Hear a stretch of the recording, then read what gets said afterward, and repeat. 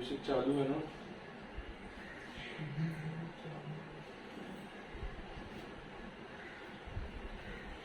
हाँ चालू। ये टेबल दिख रहा है क्या? नहीं।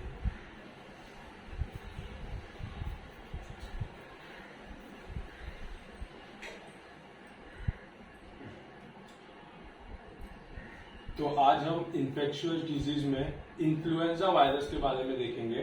तो जो आज हमारा टॉपिक है उसका नाम है influenza virus. Influenza virus infection काफी ज्यादा कंटेजियस डिजीज है, यानी कि ये एक पर्सन से दूसरे पर्सन में स्प्रेड होता है। मोस्टली कॉमन लैंग्वेज में अगर हम कहते हैं कि फ्लू हो गया है किसी को सर्दी बुखार जुकाम होता है तो हम कहते हैं कि फ्लू हो गया है।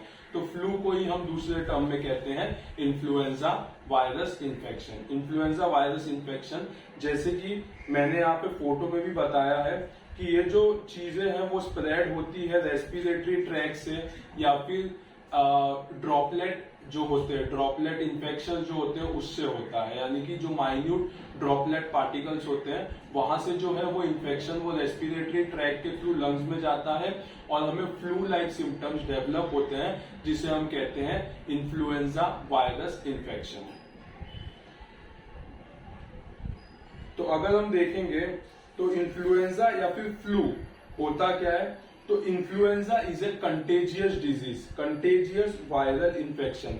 कंटेजियस वायरल इन्फेक्शन का मतलब होता है कि ये स्प्रेड होता है एक पर्सन से दूसरे पर्सन में। क्या होता है, एक पर्सन से दूसरे पर्सन में स्प्रेड होता है डायरेक्ट कांटेक्ट के थ्रू या रेस्पिरेटरी जैसे हम कह सकते हैं जो ड्रॉपलेट पार्टिकल्स होते हैं उसके थ्रू ये वायरस जो है वो एक पर्सन से दूसरे पर्सन में स्प्रेड होता है। That can cause mild to severe symptoms and life-threatening complication including death.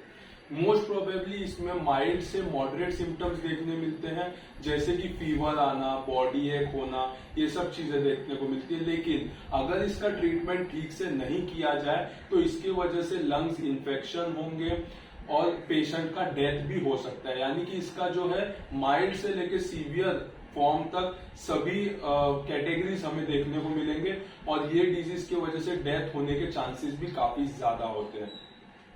Even in healthy children's and adult, तो ऐसा नहीं है कि एडल्ट में होता है या चिल्ड्रंस में होता है, ये दोनों में हो सकते हैं। इन्फ्लुएंजा वायरस स्प्रेड होता है और ये डेथ भी हो सकता है। कोई भी एज ग्रुप हो, चिल्ड्रंस हो, एडल्ट हो, मेल हो, फीमेल हो, सभी में ये वायरसेस है जो स्प्रेड होते हैं। इन्फ्लुएंजा इन्फेक्शन में हैव सम और all of the following symptoms. कुछ बेसिक सिम्टम्स है जो इन्फ्लुएंजा वायरस इन्फेक्शन में हमें देखने को मिलता है।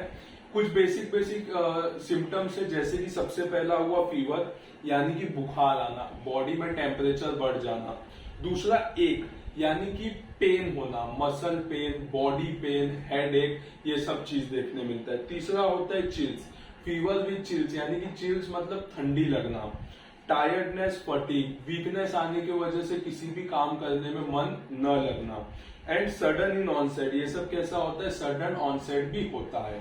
तो इसमें बेसिक क्या चीजें देखने मिलती है, सबसे पहला fever, muscle pain, body pain, headache, उसके साथ साथ ठंडी लगना, चिल्स, फटिगेबिलिटी यानी कि tiredness and sudden onset. Various form of influenza virus infection have occurred as an outbreak at different times, sometimes with alarming morbidity and mortality. तो most probably जो influenza virus होता है वो एक आउटब्रेक में spread होता है। कहीं छोटे से पॉपुलेशन में अगर किसी एक दो को हो गया हो इन्फ्लुएंजा वायरस और उस पर्सन को ठीक से आइसोलेट न किया जाए तो उसकी वजह से काफी सारे ग्रुप में ये वायरस स्प्रेड होता है जिसे हम कहते हैं आउटब्रेक। तो सबसे खतरनाक आउटब्रेक जो अभी तक हुआ था वो हुआ था 1918 में यूके में। यूके में 1918 में स्प्रिंग सीजन में ये वायरस स्प्रेड हुआ था जिसकी वजह से 500 मिलियन पीपल जो थे 500 मिलियन पीपल जो थे वो अफेक्ट हुए थे। तो मोस्टली सबसे बड़ा जो पेंडेमिक था इन्फ्लुएंजा वायरस का वो 1918 में हुआ था जिसे हम कहते हैं आउटब्रेक। और अगर अब रिसेंट टाइम में देखेंगे तो रिसेंट टाइम में 2009 में हमें देखने मिला था स्वाइन फ्लू का इन्फेक्शन या फिर स्वाइन फ्लू का इन्फ्लुएंजा वायरस। तो ये स्वाइन फ्लू का वायरस था, इसमें भी अराउंड 3 लाख पीपल का डेथ हुआ था। क्या हुआ था? 3 लाख पीपल का डेथ हुआ था। तो अगर एक साथ काफी सारे ग्रुप में ये बीमारी स्प्रेड होती है या इसके वजह से काफी सारे लोगों की डेथ होती है तो हम उसे कहते हैं आउटब्रेक। तो ये हर कुछ साल में इसका आउटब्रेक हमें देखने को मिलता है। इसकी वजह से मॉर्बिडिटी या मॉर्टेलिटी हो सकती है। तो मॉर्बिडिटी क्या होता है? यानी कि एक साथ काफी सारे ग्रुप में ये बीमारी स्प्रेड होना, और मॉर्टेलिटी यानी कि काफी सारे लोगों का डेथ होना। तो स्प्रेड होना और डेथ होना ये कॉमन चीज है इन्फ्लुएंजा वायरस में, जो कुछ डेकेड्स में स्प्रेड होता है अलग अलग रीजन में पूरे वर्ल्ड में।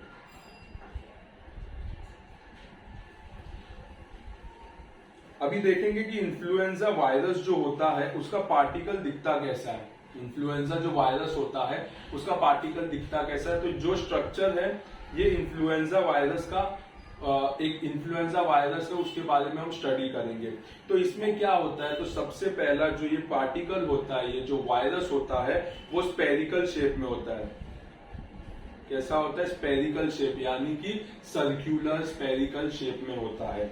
इसमें क्या क्या होते हैं? तो सबसे पहले आउटर एक लेयर प्रेजेंट होता है। जो ये आउटर वाला लेयर प्रेजेंट होता है इसे हम कहते हैं लिपिड एनवलप, या फिर हम कैसे कह सकते हैं इसको लिपिड का मेम्ब्रेन। लिपिड मेम्ब्रेन जो सबसे आउटर लेयर होता है ये प्रोटेक्ट करता है अंदर के आरएनए और काफी सारे प्रोटीन्स के पार्टिकल्स में। जो लिपिड एनवलप होता है या फिर लिपिड मेम्ब्रेन प्रेजेंट होता है उसमें कुछ स्पाइक्स प्रेजेंट होते हैं। जैसे कि 2 तरह के स्पाइक्स बताए हैं। एक को हम कहते हैं न्यूरामाइनिडेज और दूसरे को कहते हैं हीमग्लूटिनिन। क्या बोलते हैं? न्यूरामाइनिडेज और हीमग्लूटिनिन। तो ये 2 तरह के स्पाइक्स प्रेजेंट होते हैं जो कि एक टाइप के होते हैं ग्लाइकोप्रोटीन। क्या होते हैं?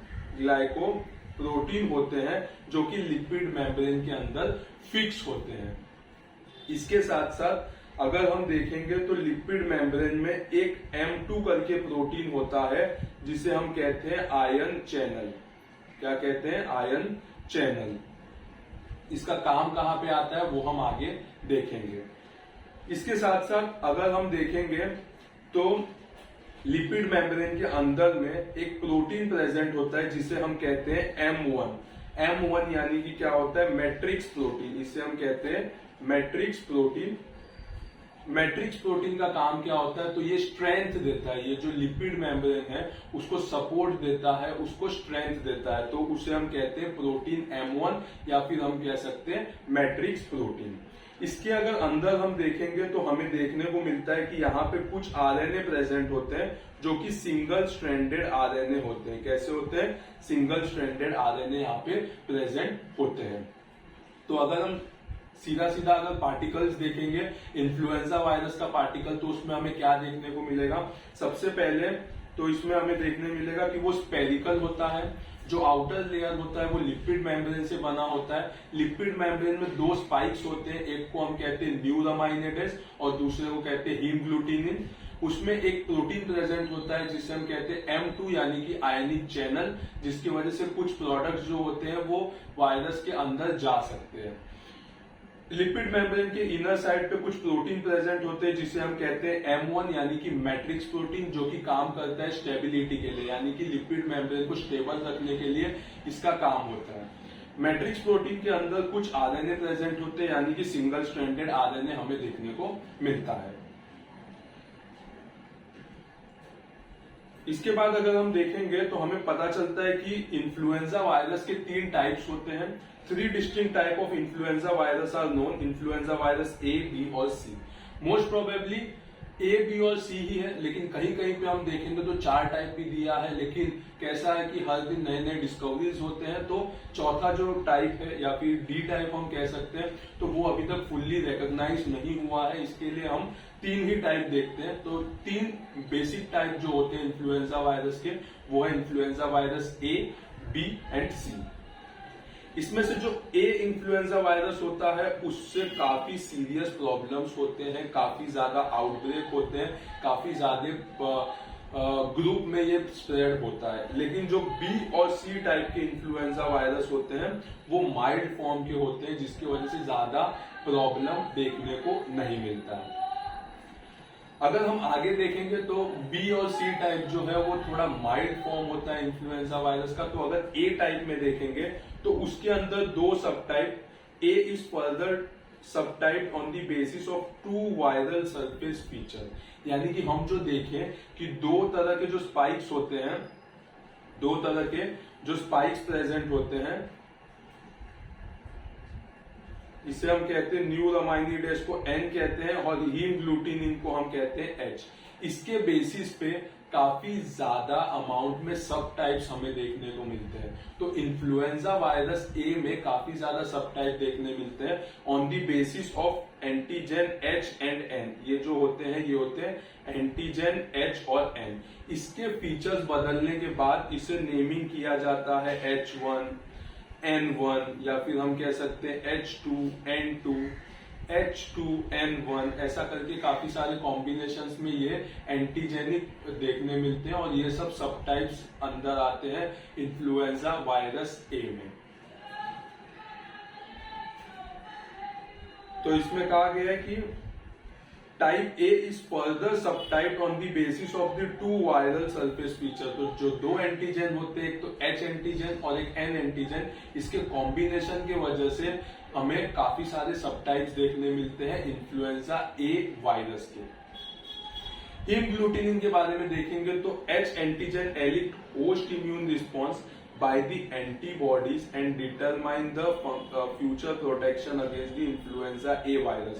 There are 16 distinct H type of influenza A virus. तो most probably जैसे कि हमने देखा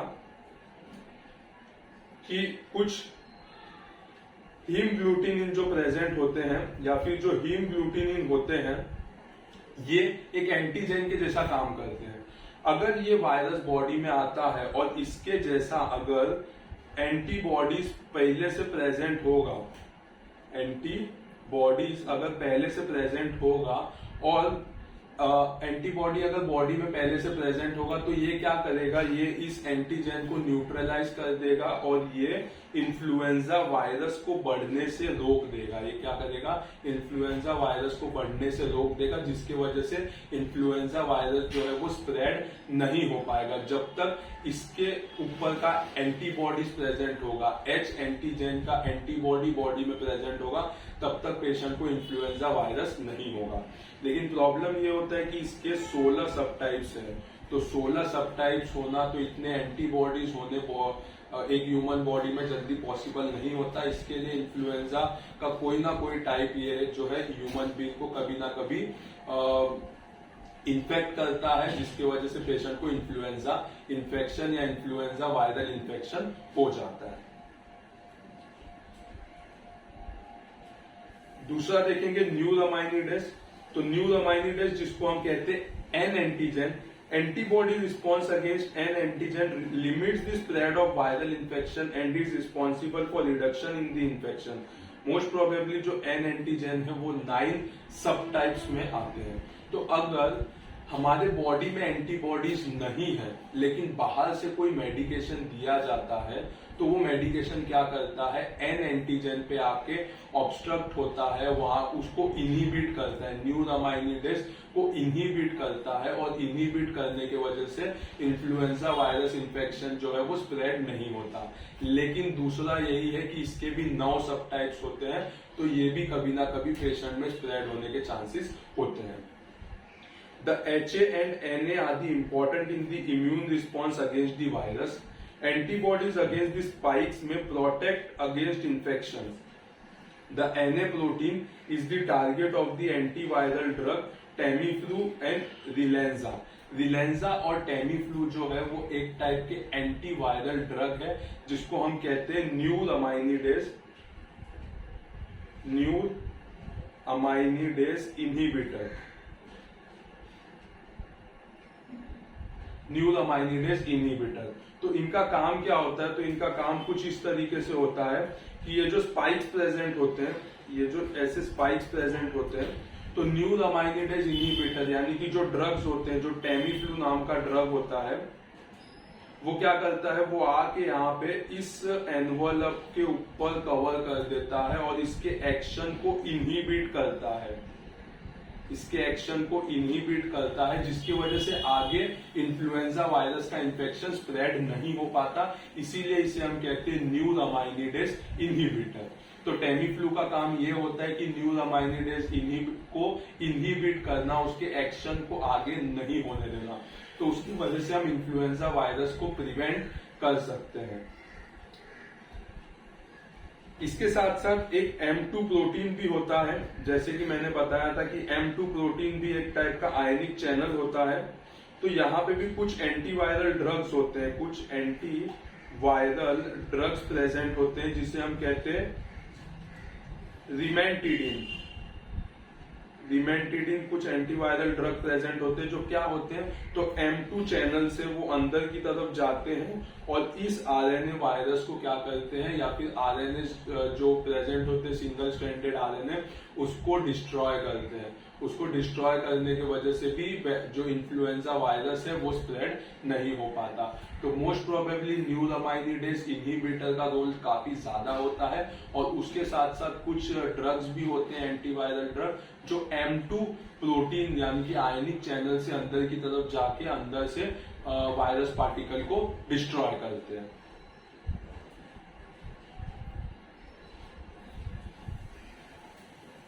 Thus, the subtypes of influenza virus are designed by denoting serial subtype H and N antigen, S, H1N1, H2N2, etc.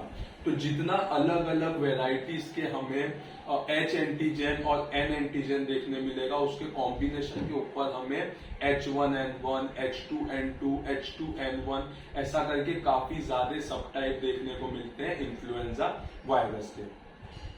Influenza A virus infect human being, bird, pigs and horses.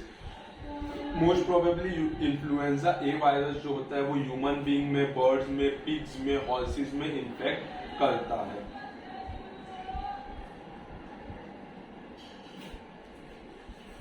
काफी ज्यादा सब type present होते हैं influenza virus के, लेकिन दो जो सबसे इंपॉर्टेंट है, जिसकी वजह से आज तक काफी ज्यादा आउटब्रेक हुआ है, काफी ज्यादा लोगों की डेथ हुई है, काफी ज्यादा लोग इन्फेक्ट हुए हैं, हम उन दो वायरसेस के बारे में थोड़ा सा पढ़ेंगे। तो 2 of the known subtypes of influenza A virus have infected the human being in recent time। जैसे कि मैंने कहा कि 2009 में भी हमें स्वाइन फ्लू का आउटब्रेक देखने मिला था, उसी तरह से 2005 में हमें बर्ड फ्लू का आउटब्रेक देखने मिला था। तो ये स्वाइन फ्लू, बर्ड फ्लू जो है, ये काफी ज्यादा इन्फेक्ट करते हैं ह्यूमन बींग्स को, तो उसके बारे में हम थोड़ा पढ़ेंगे। तो जो बर्ड फ्लू होता है उसे हम कहते हैं एवियन इन्फ्लुएंजा ए वायरस, जिसे हम कहते हैं H5N1, और स्वाइन फ्लू वायरस ए यानी कि H1N1, जिसे हम कहते हैं स्वाइन फ्लू। तो स्वाइन फ्लू को हम कहते हैं स्वाइन इन्फ्लुएंजा ए वायरस H1N1, और बर्ड फ्लू को कहते हैं एवियन इन्फ्लुएंजा ए वायरस H5N1। इन्फ्लुएंजा के पैथोलॉजी को अगर हम देखेंगे तो हमें पता चलेगा कि influenza virus replicates in the epithelial cells through out the respiratory tree. जैसे ही एयर पार्टिकल्स या फिर हम कह सकते हैं जो ड्रॉपलेट्स होते हैं वायरस के, वो हम इनहेल करते हैं, तो इनहेल करने के बाद ये कहाँ पे जाता है, तो ये अपर रेस्पिरेटरी ट्रैक से होते हुए लोअर रेस्पिरेटरी ट्रैक में जाता है, रेस्पिरेटरी ट्रैक तक जाता है। लोअर रेस्पिरेटरी ट्रैक यानी कि ट्रेकिया हो गया, ट्रेकिया के नीचे के पार्ट जो होते हैं, ट्रेकिया, ब्रोंकस, ब्रोंक्यूल्स, एल्वियोलार सैक और एल्वियोलार डक्ट, ये सब जो पार्ट्स होते हैं इसे हम कहते हैं रेस्पिरेटरी ट्री यानी कि लोअर रेस्पिरेटरी ट्रैक जो होता है। तो इन्फ्लुएंजा वायरस क्या करता है, रेप्लिकेट्स इन दी एपिथेलियल सेल्स। तो जैसे कि हम देखते हैं, अगर हम ट्रेकिया का हिस्टोपैथोलॉजी देखेंगे तो हमें देखने को मिलता है सबसे ऊपर का लेयर होता है उसे हम कहते हैं सब म्यूकोजा, उसके नीचे लेयर प्रेजेंट होते हैं जिसे हम कहते हैं म्यूकोजा, म्यूकोजा के नीचे एक लेयर प्रेजेंट होता है जिसे हम कहते हैं कार्टिलेजोनियस लेयर, और सबसे नीचे का लेयर प्रेजेंट होता है जिसे हम कहते हैं एडवेंटिशिया। क्या कहते हैं, एडवेंटिशिया।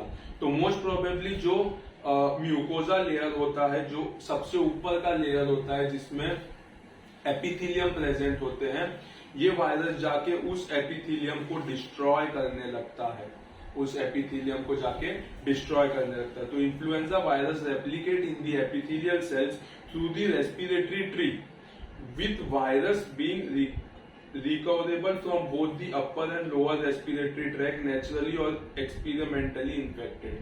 तो मोस्ट प्रोबेबली अपर और लोअर रेस्पिरेटरी ट्रैक को इन्फेक्ट करता है, लोअर रेस्पिरेटरी ट्रैक को काफी ज्यादा इन्फेक्ट होता है। ट्रेकियोब्रोंकियल चेंजेस इन इन्फ्लुएंजा, इन्फ्लुएंजा में क्या क्या ट्रेकियोब्रोंकियल चेंजेस, यानी कि हम कह सकते हैं कि रेस्पिरेटरी ट्री में, लोअर रेस्पिरेटरी ट्रैक में क्या चेंजेस देखने मिलते हैं।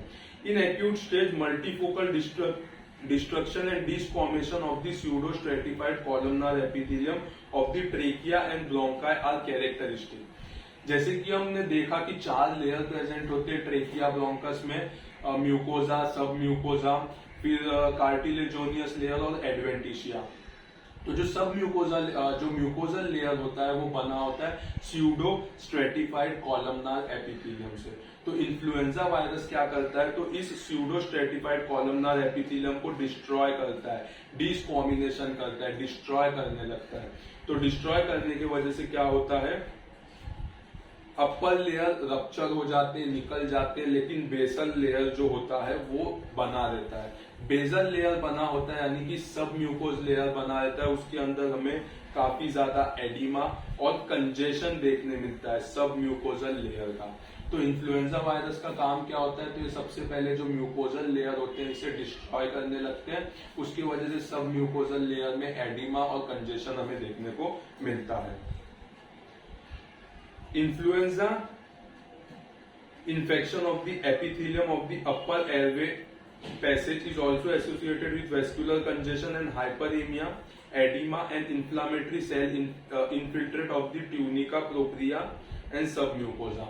तो अपर रेस्पिरेटरी ट्रैक में भी इन्फ्लुएंजा वायरस इन्फेक्ट करता है, तो उसमें क्या होता है, उसमें वेस्कुलर कंजेशन होते हैं, यानी कि ब्लड सप्लाई उस ऑर्गन में बढ़ जाते हैं, उसकी वजह से हाइपरएमिया देखने मिलता है, यानी कि increase in the blood flow to specific organ. कुछ जो ऑर्गन होते हैं अपर रेस्पिरेटरी ट्रैक में, वहां पे इन्फ्लुएंजा वायरस इन्फेक्ट करने की वजह से ब्लड फ्लो वहां पे बढ़ जाता है, उसकी वजह से एडिमा देखने मिलता है, इन्फ्लामेटरी सेल इन्फिल्ट्रेट देखने मिलते हैं, यानी कि जो सोल्जर्स होते हैं न्यूट्रोफिल्स, ईसिनोफिल्स, वो वहां पे आके एक्यूमुलेट होने लगते हैं। कहाँ पे, ट्यूनिका प्रोप्रिया और सब म्यूकोजा में। तो ट्यूनिका प्रोप्रिया जो है वो म्यूकोजा का एक लेयर होता है जिसे हम कहते हैं ट्यूनिका प्रोप्रिया।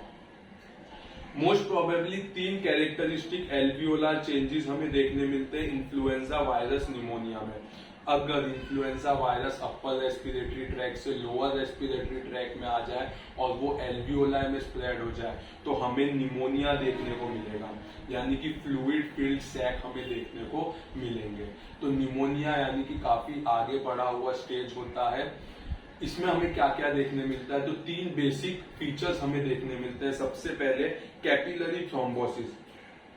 तो जैसे कि ये हो गया एल्वियोला, एल्वियोला को काफी सारे कैपिलरीज जो होता है वो ब्लड सप्लाई करता है, तो ये कैपिलरी में थ्रोम्बोसिस यानी कि क्लॉट फॉर्मेशन करता है, जिसकी वजह से ब्लड सप्लाई जो है वो एल्वियोलाई तक नहीं आ पाता और उसकी वजह से एल्वियोलाई डिस्ट्रॉय होता है। दूसरा, focal necrosis of the alveolar wall. जब ब्लड सप्लाई यहाँ तक नहीं आ पाएगा तो ये जो एल्वियोलाई का वॉल होगा ये क्या होगा, नेक्रोसिस होगा। डिक्रीज ब्लड सप्लाई की वजह से ऑक्सीजन नहीं मिल पाएगा और इसका जो टिश्यू होते हैं वो डेथ होते जाएंगे, यानी कि टिश्यू का डेथ होते जाएगा। And development of the hyaline membrane. जब भी टिश्यू का डेथ होगा तो वहां पे एक हाइलाइन शीट प्रेजेंट होने लगता है जिसे हम कहते हैं हाइलाइन मेम्ब्रेन। तो बेसिकली 3 फीचर देखने मिलेगा, एक तो कैपिलरी थ्रोम्बोसिस, उसके साथ साथ focal necrosis of the alveolar wall और उसके साथ साथ development of hyaline membrane. Early lesion of the alveolar epithelium are difficult to detect because of the hyperemic and partially hemorrhagic edematic pneumonia that develop with infection।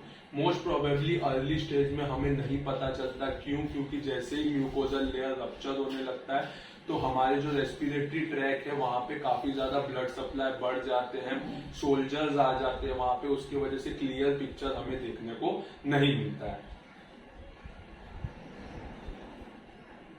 इसके बाद हम देखेंगे influenza virus के जो 2 टाइप हम पढ़ने वाले हैं उनके बारे में हम देखेंगे। तो सबसे पहला है बर्ड फ्लू यानी कि इन्फ्लुएंजा ए वायरस, जिसे हम कहते हैं H5N1, जिसे हम कहते हैं H5N1। तो मोस्ट प्रोबेबली ये चिकन से स्प्रेड होता है, इसीलिए मैंने यहाँ पे चिकन का फोटो डाला है। तो ये बर्ड फ्लू है जो बर्ड से यानी कि चिकन से मोस्ट प्रोबेबली स्प्रेड होता है, इसीलिए इसे हम कहते हैं एवियन इन्फ्लुएंजा ए वायरस H5N1 या फिर बर्ड फ्लू। अगर हम देखेंगे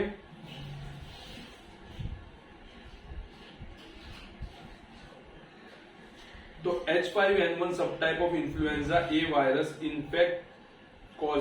infection causes severe acute respiratory syndrome, यानी कि रेस्पिरेटरी हमारे लंग्स में, हमारे ट्रेकियोब्रोंकियल जो ट्रीज होते हैं, रेस्पिरेटरी ट्रीज होते हैं, उनको इन्फेक्ट करते हैं, which is the human form of bird flu और the avian influenza. Every year there have been outbreak in the poultry birds in different part of the world, resulting into slaughtering of million of infected chicken every year.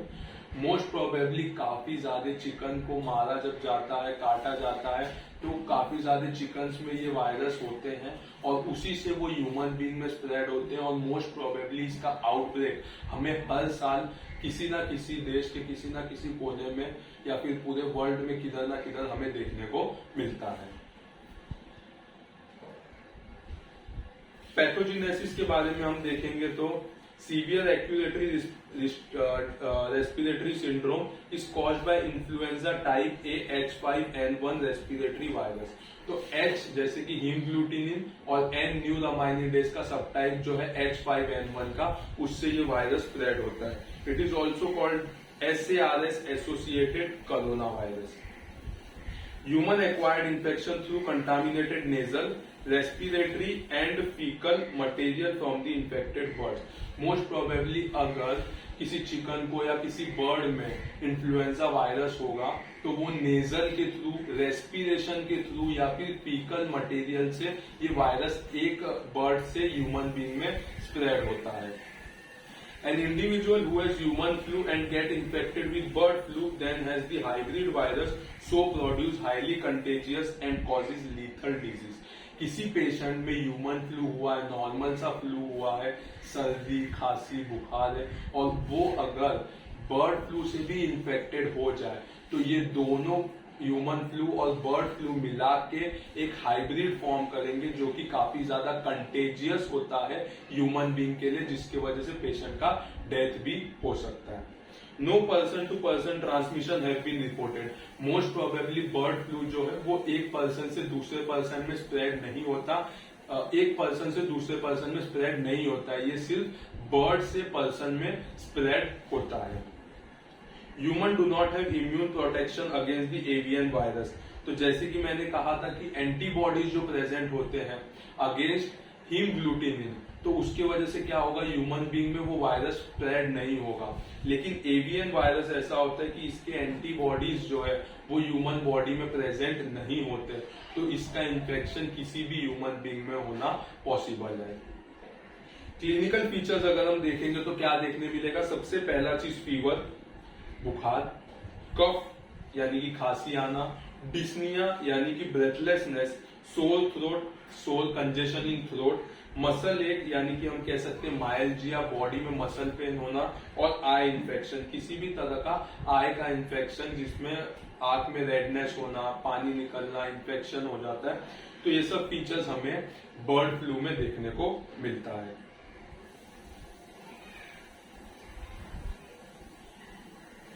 Soon the patient develop viral pneumonia. Most probably patient को pneumonia develop होता है, जो एल्वियोला sac है उसमें fluid भरने लगता है, जो कि हमें एक्सरे में देखने मिलता है, और टर्मिनली पेशेंट रेस्पिरेटरी फेलियर में जाके पेशेंट का डेथ हो सकता है। इसकी वजह से किडनी फेलियर होने के भी चांसेस काफी ज्यादा होते हैं। Since vaccination is yet being developed, the available measures are directed at prevention of infection such as by killing the infected poultry birds and isolation of the infected case. Most probably इसका vaccine अभी तक बना नहीं है, symptomatically हम treat करते हैं, लेकिन इसमें प्रिवेंटिव क्या करना है, तो जो बर्ड्स को इन्फेक्शन हुआ है उसको किल करके उसको बरी कर देना, और जिस ह्यूमन बीइंग को ये वायरस हुआ है उसे पूरी तरह से कुछ दिन के लिए आइसोलेट करना।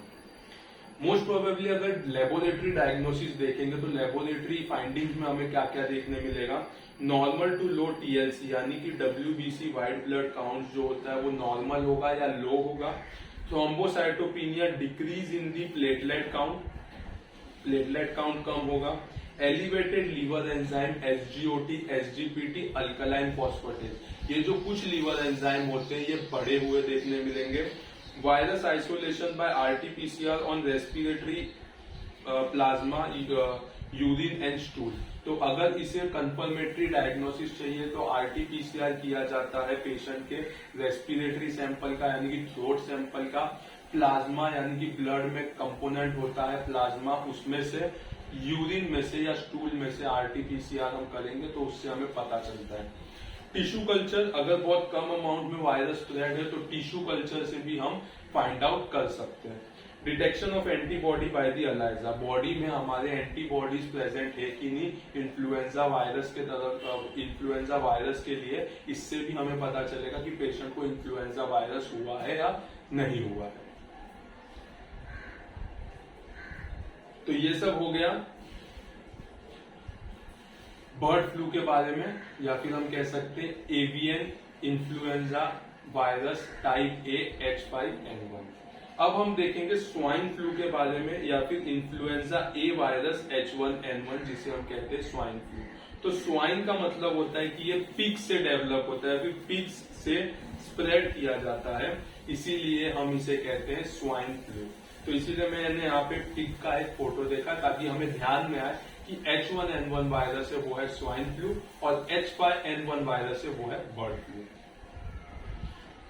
तो इसमें क्या दिया है, तो इसमें है influenza virus that commonly circulate in swine यानी कि pigs are called as swine influenza virus और स्वाइन फ्लू वायरसेस।